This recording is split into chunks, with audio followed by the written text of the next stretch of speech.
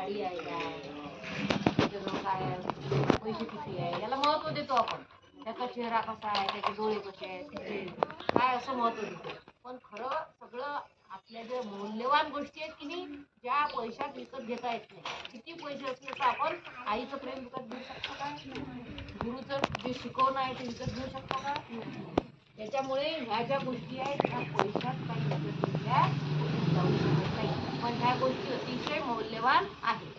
बघा आता सगळ्यात मौल्यवान काय आहे माहिती आहे का आपल्या आयुष्यात? आरोग्य. आपलं शरीर जर चांगलं असलं, लक्ष द्या रे इकडे, मी प्रश्न विचारणार आहे. पण याच्यावर शरीर जर चांगलं असलं तरच आपण आपल्या जीवनाची मजा घेऊ शकतो. समजा आपला पाय पोलिओला खराब झाला, पोलिओ झाला लहानपणी, काय होईल? आपल्याला उड्या मारता येतील काय? नाचता येईल काय?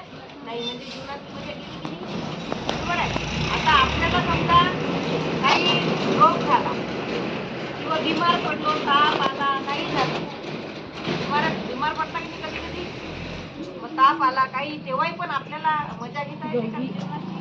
नाही. डोकं दुखलं तर